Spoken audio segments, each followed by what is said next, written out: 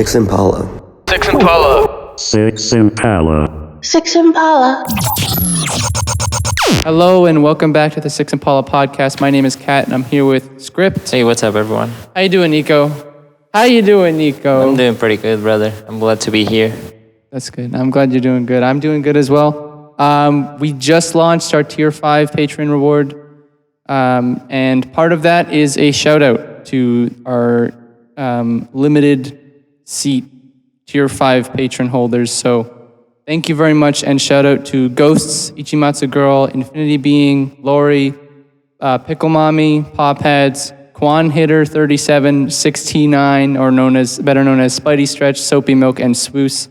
All 10 of our Tier 5 seats were filled up immediately, which was not expected at all. We actually started at 6 seats and had to jump up to 10 just because we had so many people demanding a spot. It was unbelievable, and it even helped us reach our latest Patreon goal of unlocking the documentary that we're going to be doing. So I've already started working on that. It's going to take a while, but I want to make sure that it's done right. I want to make sure that it's good quality, it's worth watching. Today's episode, we're going to be talking about sampling. It's just me and Script today. We don't have anybody else on. We're going to be talking about sampling in general. There's a lot to talk about, and we'll probably do multiple episodes on this because I imagine once we put this out, the other guys don't know we're doing this yet, so they'll probably want to get their 2 cents in. Yeah, it will be really good to have everyone on a podcast talking about sampling, especially Joa. Yeah, totally, because it's such a broad subject, which it leads me to where we want to start off. I think a good spot is because you have a point here where you're talking about how sampling good, bad, etc. What do you think defines good sampling and bad sampling? And I have a point to bounce off of that when you're done. But I want to know what to you is the difference between good and bad sampling. So difference between good sampling and bad sampling, it would rather be like, how do you use the samples that you got to use? There is no bad sampling, in my opinion. Everyone is free to do whatever you want. You can use sampling as a tool and use it as a way to create a whole new instrument, or you can use it to recontextualize a song or vocal, something that's been taken from somewhere else, and put it in a whole new context, have like a new song. Yeah, sampling is music's way of recontextualizing like older ideas into new ones. And that's something that I think on the surface level of sampling, a lot of people don't think about. Like when you first get into production and you're looking at okay, what are all the tools that are present to me? You think, okay, wow, look, I have all these VSTs, I've got all these plugins, all these effects, all this stuff. Why would I sample when I'm given the tools to make my own sounds? And the thing with sampling is that you can't like make a historical moment happen. Like you can't make something that was iconic 80 years ago now. Like you can recreate it like sonically, but you can't make what its impact was. And it's that exact impact that sampling feeds off of. It recontextualizes the way that those things sound. Like, I think like a super obvious example is like Avicii's Levels. Like the whoa sometime. Yeah. Thing. That's an old sample from like an old. Oh, really? Like an old ass song, yeah. I'm pretty sure it's from like some old religious song. If I'm wrong on that, I'm wrong, but I'm pretty confident that it's from some old religious song, and then it was just sampled and put in on top of that. And it has that type of energy to it because it was sampling. And then now, if I were to take that sample, that exact same sample, and reuse it, I would then be recontextualizing something else. I would be recontextualizing Levels into a new song or into a new position. And that's like the point of sampling, is taking something and changing what it means Yeah. like now. So and that's really not easy to do. Many people think that sampling is bad because you're taking someone else's song, you're taking someone else's work, and you're like claiming it as your work. But people don't realize how hard to actually recontextualize something and make it actually work and make it actually good and people to like. That's really not easy.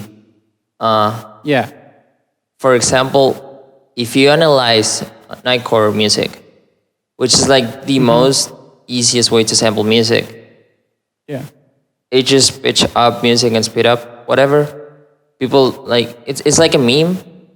But will you come out with the idea of like if I pitch up this song and I speed it up a little bit, it will sound better somehow? You only come up with that idea. Someone did, and it was actually like awesome. Nightcore is all over the place on the internet. And it's even been like a major influence on other genres too. Exactly. Like it's totally changed. And it's funny because I fucking hated nightcore in middle school. Like when I first discovered it, I was like, who the hell is doing this? They're taking other people's work, they're turning it, etc. And that's because I was completely new to production and writing music and creating art in general. Totally ignorant to the idea of what transformative art is, which is what like nightcore is. Nightcore is a transformative genre. Its whole purpose is to simply take something, pitch it up, and recontextualize it into something completely new, like entirely new. And that's the thing. And actually, nightcore is the perfect example of recontextualizing stuff because you can take anything and recontextualize it to fit the nightcore anime aesthetic, and it would make sense. And that's the point. Like Angel with a Shotgun, I don't even know the original. Like me personally, I don't know the original. The original had zero influence on me in my life, but the nightcore version has a lot of influence on me in my life and how I perceived how art works in general. So it's like that whole recontextualization. And it's like super easy to shit on nightcore because it's easy to make and whatever. But all these people that shit on these genres or whatever won't come up with the idea of being so revolutionary, I guess, on the music and on the internet. None of these people can do that. None of the people are capable of doing that. It's definitely something that's unique to, not that recontextualizing and sampling is unique to the internet, but the internet sort of gives it a new platform and a whole new way to recontextualize stuff.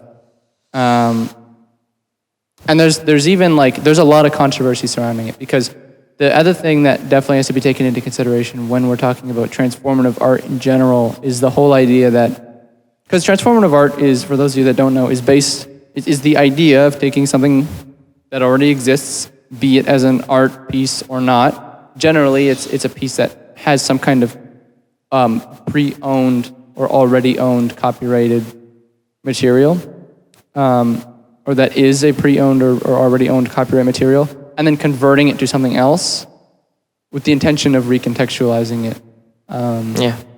Even sometimes that means like not even doing anything to it.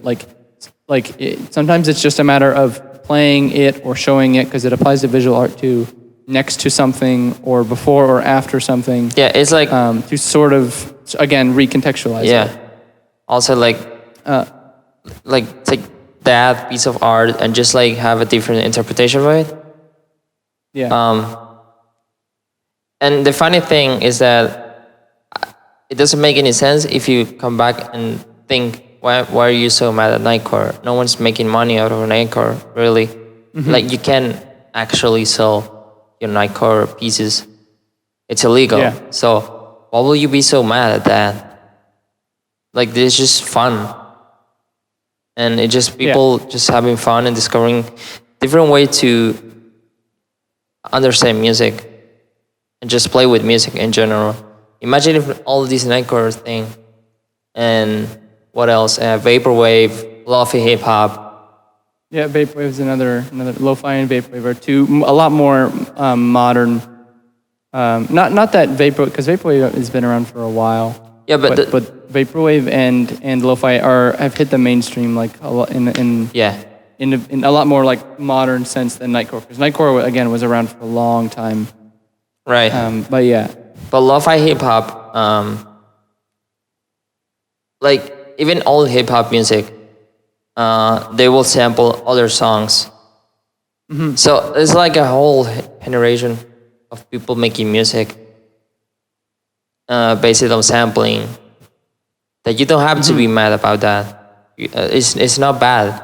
As long as, of course, you're not stealing someone's work.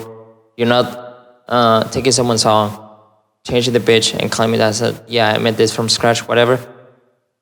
It's totally fine. Nothing to be mad about. Yeah. That's where and I think that's where a lot of people start to, that's where it starts to become controversial, is the whole idea where, if somebody's benefiting off of their transformative art, be it financial or through popularity gain, is that ethical? And we see it with recently the Oh My Wamu remix that's been blowing up all over TikTok and all kinds of shit. I know it specifically blew up to my knowledge. It blew up specifically when that Minecraft video with the parrots, where the guy's digging and then he falls down. That one. And then he's in that big clubhouse and there's a bunch of parrots and then the song plays. And it's simply just they took another song and they put drums on top of it. And some vocal sample, and then put it on Spotify and other distributors. And that's where the actual problem with transformative art comes. If you're going to make transformative art, I think it's okay to make transformative art, but you have to be understanding that unless you get legal permission to be profiting off of said transformative art, you can't. Then we start getting into unethical areas, because then you're actually taking advantage of somebody else's work in a way where they don't get to benefit at all. Yeah, I agree with that at some degree, because for example with that song, they just add drums to it and a sub bass and nothing else. But if you can figure out ways to transform samples. For example, I do it a lot. Most of my music is for free. But for example, for my last, I'll say my last 3 EPs. Yeah. There's a lot of sampling, and there's a lot of sampling-based music that I've done, and some people that there's no way you can tell where the sample is actually from. Yeah. Because it's either super weird, rare sample that you have to dive super deep onto the internet to find the sample, or it's a super process to the point it doesn't make any sense. It's not even the sample anymore. Yeah. And I guess that's all right. Even if I don't do it, that's okay to profit somehow. Because there's a difference between when you're because at that point, because we both, you and I both, are very sample heavy producers, but a lot of the time when we take something and we are sampling it, oftentimes we're using it as sort of a bass, or and I don't mean like a sub bass. I mean like a BASE. We use it as a bass for what the sound palette of the song's going to be, or we're going to take that sample and we're going to skew it in such a way where it's no longer its original sample. It's even sometimes becomes its own instrument. If you take a voice and then you pitch it down an octave, and then you Paul stretch the shit out of it, and then you chop it up, and then you consolidate those spaces all together, and then you shrink it back again, so then it's just this noisy mess, and then you use that as a riser. There's a difference there, because you're no longer recontextualizing what the original sample was. You're literally transforming it into a different sound, which is a big gray area, and one that I actually have trouble narrowing down specifically, because at least in terms of ethics, because I think that there's a place for both kinds of transformative art. One where you do what we do, where we'll take a sound and we'll use that as a bass, and completely turn it into an entirely new sound. Yeah. And then other kinds of transformative art where they take a sound, and then they make sure that the reference is still present, and then it actually is recontextualizing. And I think that both of those things get to exist. I just think that one where you're sampling and you're changing something into a completely different instrument, at that point you're no longer referencing the original piece. Therefore, you're not referencing the original copyright. Yeah. And at that point, I think it becomes fair game to be like, well, yeah, like I turned this voice into a giant noise piece that can't be in any way, shape, or form via whatever kind of processing you want or mediums of listening, can't be referenced to the original piece. Where transformative art, like the Oh My When We remix, where it's like very clearly the original song with drums on top, should be given a place to exist, but at that point, it's actually not fair game, in my opinion, for that to then become your kind of, like, that's not your content anymore. Like, at that point, because you're referencing original copyright, you should be, you should be contacting the original people and making some kind of deal, or making sure that they profit off of it, or not profiting off of it at all. I half agree, honestly. Because probably that people, because, yeah, all right, let's make a parallel to people who make music with like instrument in real life, like bands and shit. Yeah. They probably reference someone. Yeah, they're playing their instrument and shit, but their chord progression that has been playing for thousands of pop songs, you're playing the exactly same chord progression. You're playing the exact same drums that have been playing forever. Yeah. It's just kind of like the same. That's where we're hitting like a weird gray area in time. We're hitting a weird gray area in time because it's happening so fast and all over the place that, and especially because some things that were at one point would have been considered like, oh yeah, this is like unique to this person, are now being considered like building blocks of music, like the 3 or 4 chord like pop scale. Like that is now like a building block of pop music. It's no longer like, oh, one person can own this chord progression. And you even like you're starting to see shit like melodies being used, and you see like on Panini, like Lil Nas X's Panini. That song references a song by I can't believe I forget it, Nirvana. It references a Nirvana melody on there, and even like Lil Nas X has even admitted to it. Now, he's fucking Lil Nas X. He probably has a means to get the license to that.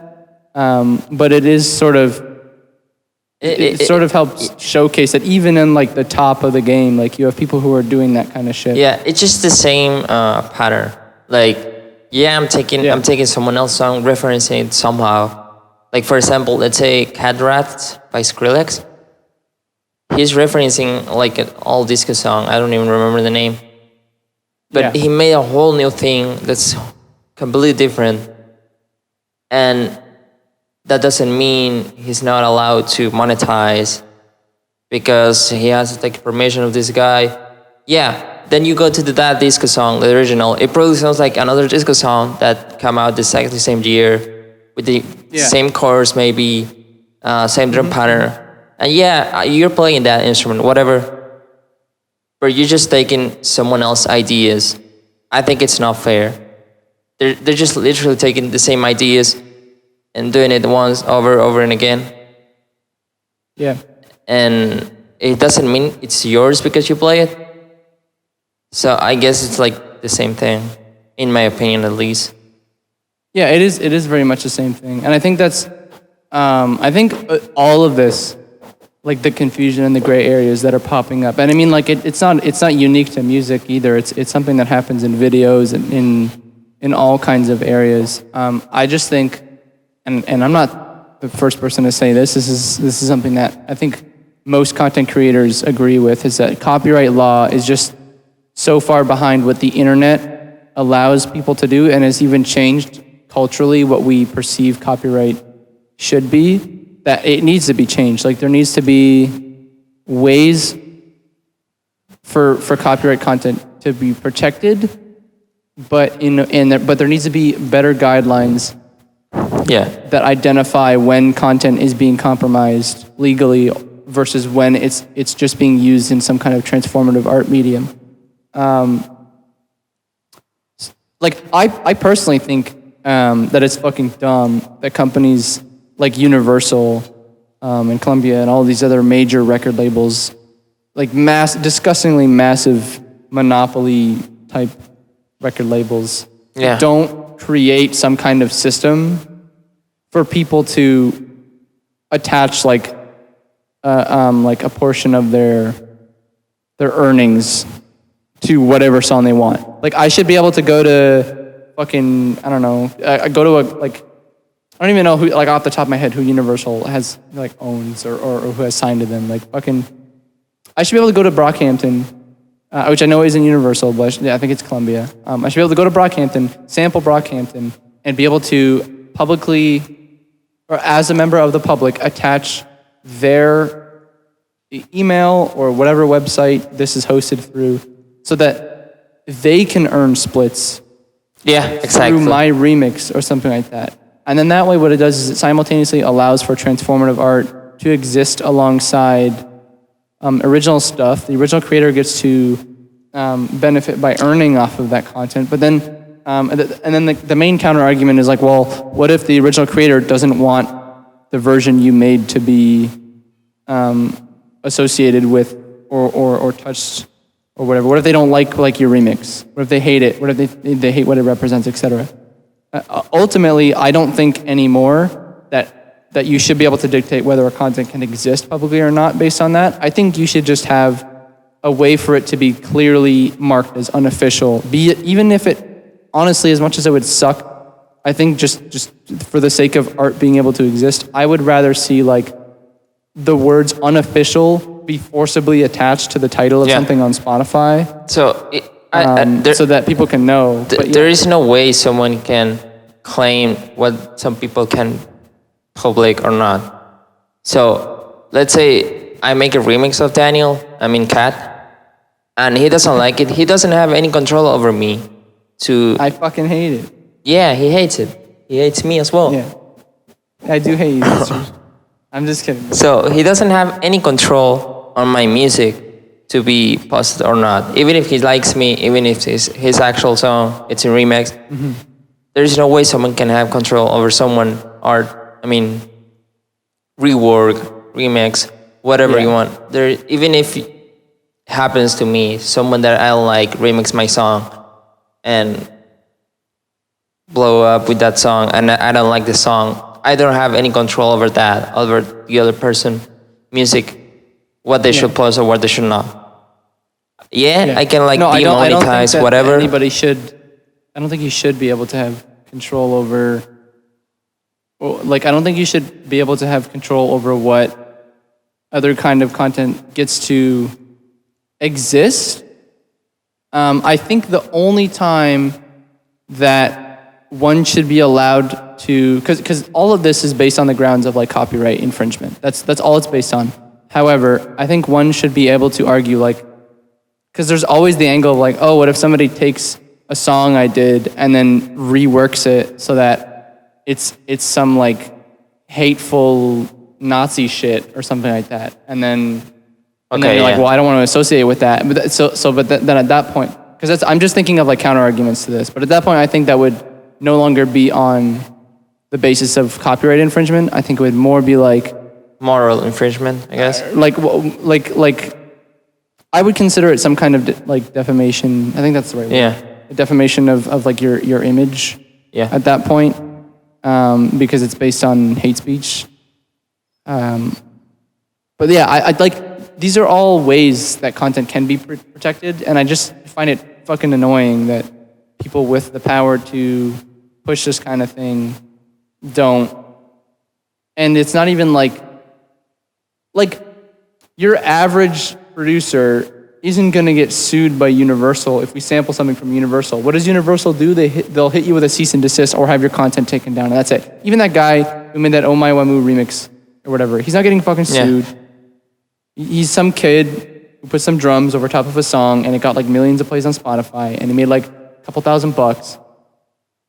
And I just feel like they could have gotten some kind of money. They could have because that's all they care about is money. But they could totally make a system where people can profit off of, or rather they can profit off of other people creating transformative art with the original work. It's just annoying. Which, by the way, if you like, he just add drums into a song. I knew this song for like years. Like, it's like one of my favorite songs. I probably knew like 6 or 7 years. I will never come up with the idea of just adding like trap drum beat over the song. I didn't come up with that. And I saw people on Twitter like just shit talking the kid, like, "Oh fuck you, you deserve to be attacked," blah blah blah blah blah. It normalizes the theft of content. It's just, it doesn't normalize the theft of content. This isn't theft of content. Just because something is done minimally doesn't mean that it is not like it doesn't get to exist as transformative art. Because then what's happening is you're putting guidelines on like, oh, your art has to be of this quality and contain X amount of elements before it can be considered transformative art. Like, who fucking cares how many amps or fucking EQs I put on a song? In order, like none of that should matter for determining whether something is art. None of the people that complains about these small quality changes on the interpretation of the art, none of these people that keep complaining about this kid because he just add drums into the song, or they just pitch up a song and they make a new song, none of these people can come up with all these ideas. Yeah, no, they don't come up with the ideas. Now, like, and they say like, oh, I could totally come up with like drums. No, you can. Etc. It's not that. It's not just adding down. It's not as simple as just doing that. No, because otherwise you would be, and not necessarily with that example, but otherwise, like, it's just already done. Everybody to just start doing it. Yeah, it's already been done. But like, it's the same kind of mentality that like elitist producers have. Like, when I first jumped into producing, I thought sampling was bad because like I was told by elitist producers who had oh, I have experience, I know all these people, blah blah blah, and they would tell me like there's like rule sets, and like a part of that rule set was like, if you sample anybody, you're a fucking fraud. And it's always something new that I see. I even had one of our patrons approach us and talk to me and be like, yeah, like all my friends were telling me that using samples, even stuff like drum samples, is wrong. And it's like, what the fuck? Like what? It's not, like, samples are ultimately a tool. Yeah. Like they're not like it's not like indicative of your skill whether you use samples or not. Or rather, it is indicative of your skill because like there's definitely a point where you can just recreate everything with your VST, but it's not indicative of your artistic merit. Like, you're not a better artist because you can use like Serum and make drums. Yeah, or like, anything in general. And like somebody doesn't know how to make drums with Serum. Like, you're not a better artist. You're a better engineer. Yeah. Like, you're better like mechanical. You're not a better artist if you know to play the piano like a god either. Exactly. No, just because Underscores thinks he's so fucking cool. And he fucking sucks, brother. Yeah, he's fucking, just because he's a fucking asshole and can play all kinds of instruments, it doesn't make him a better musician or artist than the rest of us, you know? That's true. I mean, maybe it makes him a better musician, actually, technically speaking. but yeah, technically, actually, yeah. Devin might be like literally, Devin is, technically. Devin is literally I think James, Omni, Devin Underscores, by the way, and Omni James. I think Omni is the most multi-talented, like on 6. I think James is the most multi-talented on 6. I think Devin is the best, like at song writing, like be it like melodies, harmonies, etc. He's the best at song writing. I think Joa is the best at channeling like this rock star energy in anything he wants to do. So anytime he wants to make something, and that's like diverse, like he's got so many different talents. He's like right next to James in multi-talent, in my opinion. Anytime he touches something, it's like gold. And then you and me, we serve this really, I think we serve this really important purpose of like making it sound like 6. I don't know how else to say, like, because we do a lot of like weird sample stuff. We do a lot of weird structure stuff. Like we want to break rules all the time, and that's the strength that we bring, because the other 3 are very much in like like they not in the box, because that would sort of imply that they're stuck.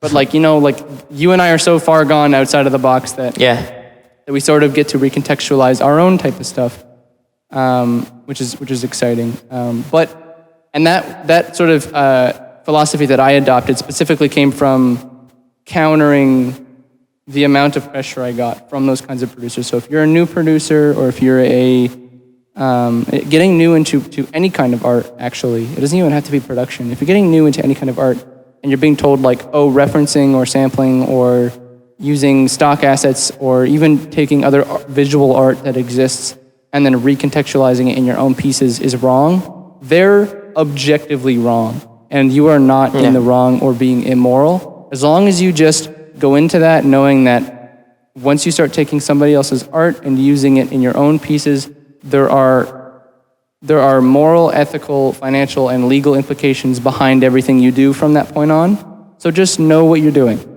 Do your research. Make sure that you're honoring the original work. You're not doing anything to attack the original creator. Make sure you give them credit. Make sure you don't make money off of it without their approval, etc. But yeah, no, sampling is a beautiful thing. I don't think Nico and I would, like, at least for me, Nico, you can say this for yourself, but I know for me, I wouldn't be like the musician I am without sampling existing. No, I wouldn't either. I remember been sampling since forever. I will probably at some point be more elitist about this and be like, yeah, I'm gonna replace this sample because otherwise I feel dirty or whatever.